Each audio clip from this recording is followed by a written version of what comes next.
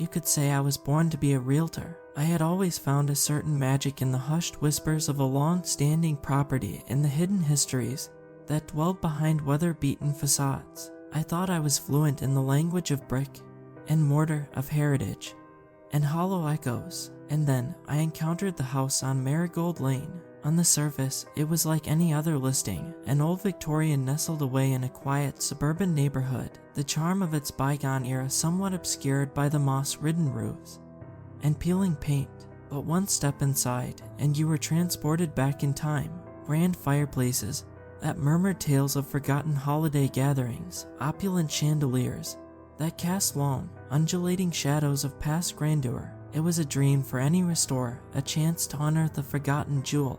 The day I got the listing, I had no idea what I was in for. I remember the phone call clearly. An almost robotic voice from a law firm explained that the last living relative of the original owners had passed, and the house was now under the firm's jurisdiction. They wanted it sold as quickly and quietly as possible. In the subsequent weeks, I started working on the property, eager to prepare it for the market. There was something oddly melancholic about that house. As I wandered through its ornate halls, the scent of decayed wood and old paper hanging heavy in the air, I felt a palpable sense of, what was it? Foreboding, sadness. It was hard to pinpoint. It was as if the house was aware of its fate, and with every creak of its timbers, every groan of its old bones, it seemed to mourn its inevitable doom. The first occurrence was benign enough to be dismissed as a trick of the mind. I was working late, compiling the necessary documents for the sale, when I heard a faint whisper, like the rustling of silk curtains.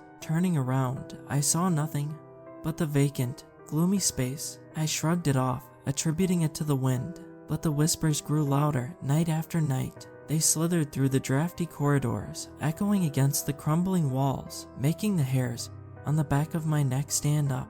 The whispers turned into voices, disembodied and distant. They murmured incomprehensible fragments of long-lost conversations. I tried to ignore them, brushing them off as products of an overworked mind. But deep down, an unrelenting sense of dread started to grow.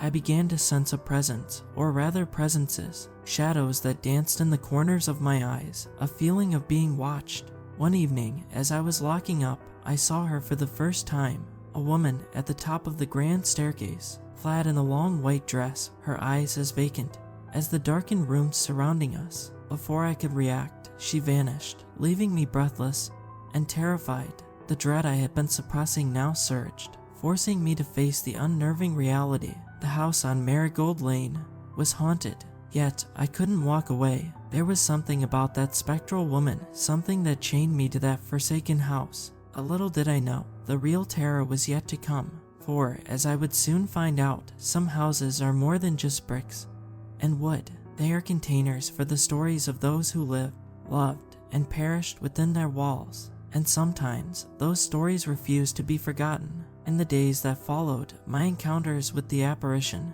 became more frequent, more intense. Not just the woman in white, but shadows that shifted and whispered, voices that echoed through the darkened hallways. The atmosphere became oppressive, a malignant energy that I could not dispel. Yet, inexplicably, I continued my work, like a moth drawn to a flame. I started researching the history of the house, looking for answers. The house had been built by a wealthy businessman in the 1800s. The records spoke of a prosperous family, of grand parties, of a house brimming with life and laughter. And then, abruptly, the records grew grim. They spoke of a sudden death, a mourning family, a house that was never the same. I couldn't help but think of the woman in white. Who was she, and why was she tethered to this house? As the strange occurrences escalated, so did my obsession with the house. I found myself drawn to it, even outside of work hours, even when logic screamed at me to stay away. It was like I was ensnared by some invisible force, propelling me further down the rabbit hole.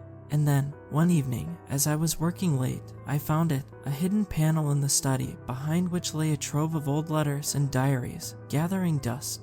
As I leafed through the brittle pages, a tragic story unfolded before my eyes. The woman in white was a relative of the original owner, a lady named Ellen. She had lived and died in the house. From the tenderly penned letters, it seemed she had a lover, a man named Thomas. Their romance had been passionate but ultimately ill-fated. Their families had disapproved, and Thomas had been sent away. Ellen was left alone, heartbroken. She died under mysterious circumstances. Her death ruled as a suicide, although the whispers of foul play persisted.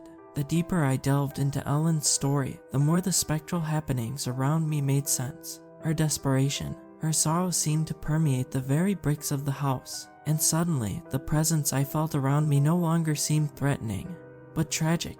One night, while poring over Ellen's diary, I heard a soft sigh. I looked up, and there she was, Ellen, her spectral form shimmering in the dim light, her eyes brimming with a profound sadness. My fear subsided, replaced by a surge of empathy. I spoke, offering words of solace, of understanding. To my surprise, she seemed to respond. Her form flickered, and for a moment, I could have sworn I saw a smile.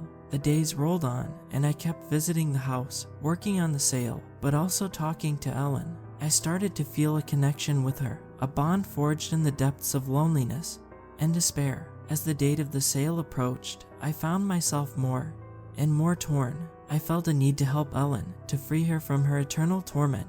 But how? Little did I know, the house had its own plans that would turn my world upside down. The days leading up to the sale were frantic. Potential buyers toured the house, their footsteps echoing off the grandiose yet decaying walls. I watched as they evaluated the place, scrutinizing its potential, oblivious to the spectral inhabitant among them. I could see Ellen too, hovering at the fringes, her spectral gaze sad yet oddly accepting of her fate.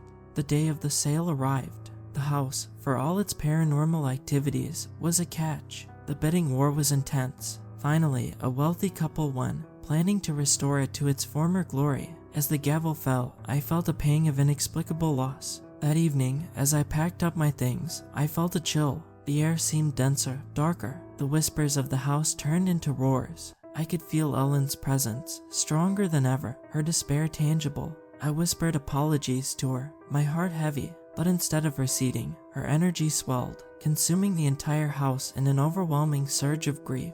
Then, without warning, the world around me shifted. I was no longer in the present but in the past. I could see Ellen, not a specter, but a living, breathing woman. I watched as she pined for Thomas, as she slipped further into despair. I felt her loneliness, her agony, as if it were my own. I was trapped in her perpetual nightmare. I saw the moment of her death. It wasn't suicide. She was murdered, poisoned by a relative who coveted her wealth. The revelation hit me like a ton of bricks. I wanted to reach out, to change her fate, but I was just a helpless observer, bound by the chains of time. And then, just as suddenly, I was back in the present.